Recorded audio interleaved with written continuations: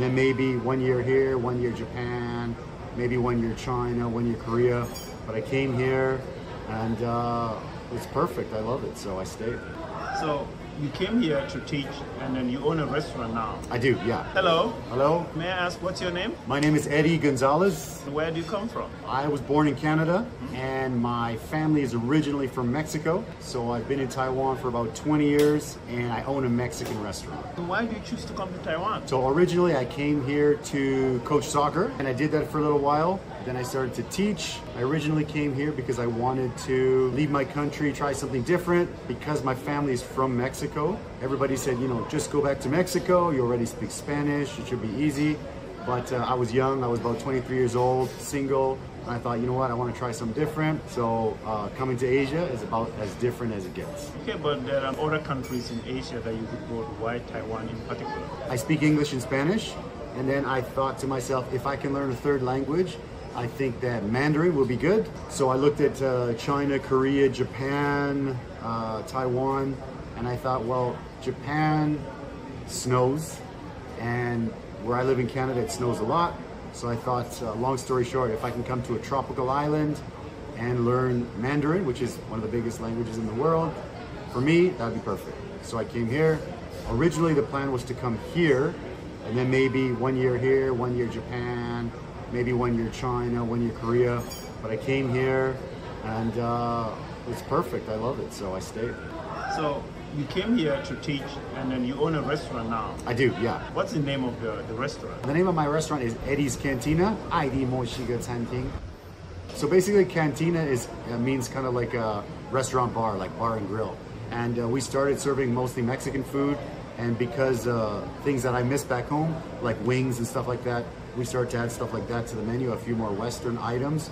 But we also do local craft beer. We have eight beers on tap, and we serve local craft, and we have margaritas. And we also do like fizzy coffees and stuff like that, yeah. We are located in Tianmu. We started from a stand 15 years ago, and yeah, so now we grew it into a pretty good restaurant over here. Okay, check it out, Eddie's Cantina in Tianmu. Yes, please do. Was it difficult to establish a business here? It was a little bit more difficult before, but now there are entrepreneur groups and the Taiwanese government is making it easier with entrepreneur visas and gold cards and stuff like that. When I started, I had just got married. So because my wife is Taiwanese, it was also not too difficult. But I didn't have much experience.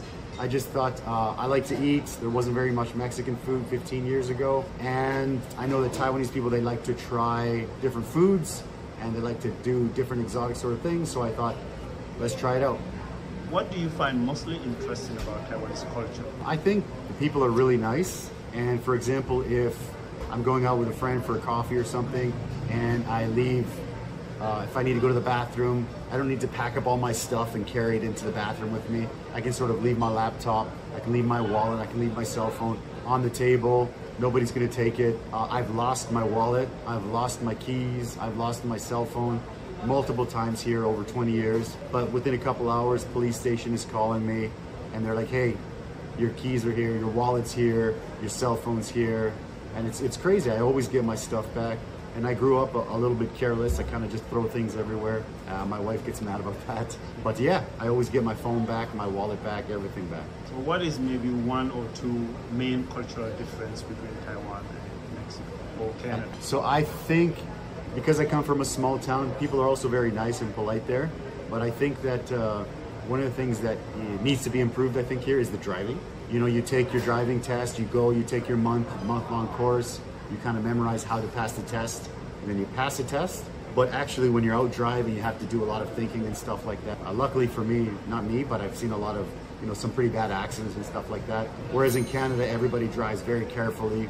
If you drive on the highway, you have there's like a 2-second rule. So the car in front of you needs to be like 2 seconds ahead of you. Whereas if you come to Taiwan and you're doing sort of the 2-second rule, everybody just cuts you off and kind of, yeah, it's a learning experience for sure. It's very different.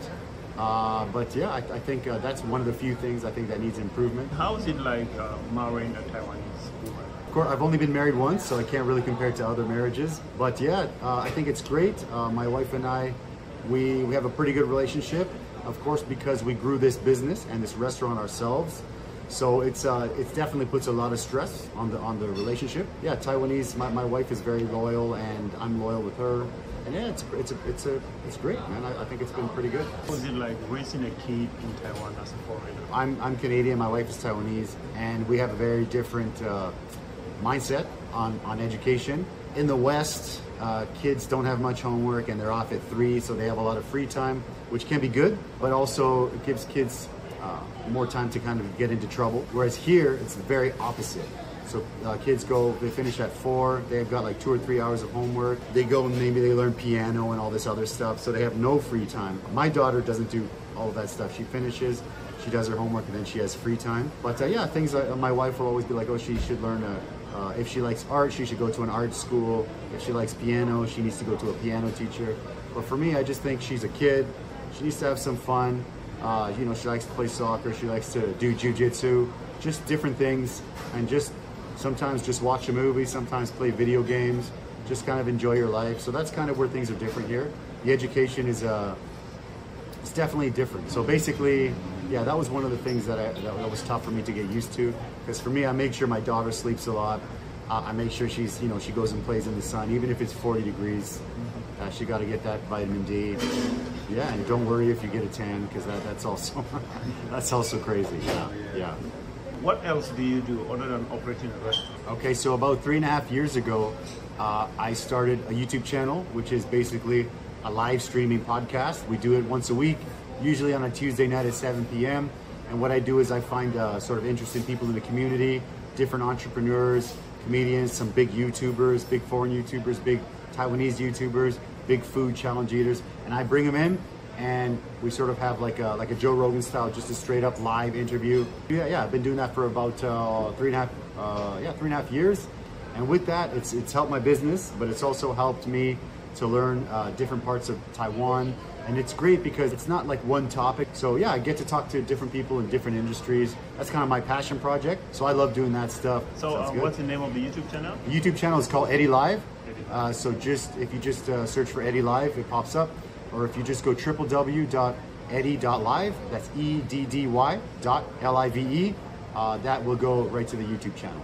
Okay, all right, check it out. Eddie please Live. check it out. Yeah. Thank you. Could you give us maybe one difference between Asian women compared to Mexican or Canadian women? So basically back home, it's more like everybody wants to be like 50-50, right? Like, so if you're married to somebody, all the cleaning and the cooking and paying the bills and the work, everything is supposed to be 50-50. Here, it seems as if you go out and when you're single and you go out on a date and you go to pay the bill, people are happy. I remember in Canada, when you do that, sort of in this day and age, people kind of are like, oh, I can pay my own bill. I don't need no man to do that for me. And I'm just... Have you traveled around Taiwan? I have. I've traveled to Hualien.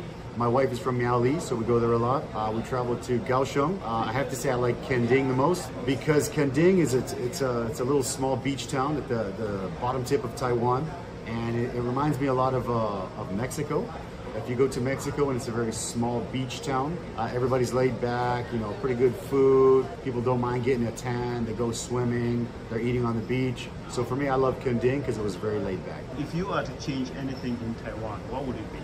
I think that Taiwan is really good with people coming to visit. Like tourism and stuff is very good here. The world doesn't really know that. So I think that I would say the marketing on the tourism and stuff like that, I think there's lots of YouTubers like yourself that are sharing really cool stories of Taiwan. That's really good because Taiwan it's safe, it's beautiful, and I think more people need to know about it.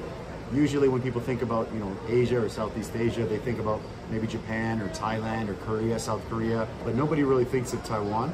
So slowly it's getting there, and when people do come, they find out it's a beautiful place, great street food, great people. I've been here for 20 years, so it's changed a lot. I think people are getting even nicer. A little bit more racism, I think, about 20 years ago.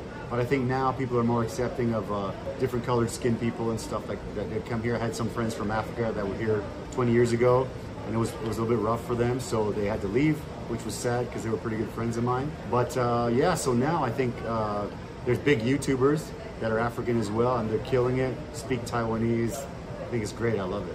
And what is the nicest thing someone has done for you here in Taiwan?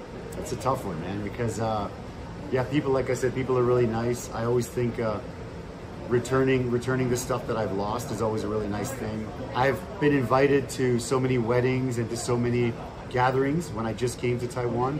When I was very quiet, I was very shy. People would always say, hey, you know what? My cousin's getting married. I'm in the wedding party. You know, come and join the wedding. You've never been to a Taiwanese wedding. So people are always inclusive. They always invite me to do stuff. And I find that that's really cool because it's similar to Mexico, where the Mexican culture is, you know, you come here, hey, you're like family, come in, come and eat, stuff like that. Whereas Canada, it's a little bit different. If they don't know you, they're not going to invite you to like an intimate affair like that. But in Taiwan, you meet them, they're like, hey, let's go do this. Let's go have a drink. Let's do something. Let's make some friends for you. So I thought that's pretty cool. What do you find mostly annoying? Sometimes, again, I think that one of the things that bothers me is probably the driving, because when you're driving, for example, if you give people space, other people will cut you off. Now people drive a lot with while they hold their cell phones. Yeah. And for example, in a school zone especially, you have to slow down, you have to stop. But in Taiwan, you know, my daughter goes to school and she has to cross a road. So I'm always very paranoid because people don't stop at crosswalks. It's changing a little bit now, maybe a month or two. It's getting much better because the government's starting to dish out very big fines. But again, I've been here for about 20 years and I've been almost hit by cars on crosswalks, almost hit by scooters. And I'm like very paranoid when I cross the street and stuff. It is getting better, but yeah, that's one of the things that bugs me for sure. Do you have anything else to tell Taiwanese people? I think Taiwanese people are quite proud of Taiwan. Very cool when a Taiwanese person goes out to another country, learns about that culture and brings it back to Taiwan. Taiwan needs to share a little bit more about the culture. The government's working on it, but I think that they need to do more to share about how great Taiwan is. For example, I was here for about 10 years and my family thought I was in Thailand. They didn't know about Taiwan until they actually came here, they experienced it, they loved it. I think we need to share more good things about Taiwan. All right, thank you very much and welcome to Taiwan. Thank you, appreciate it.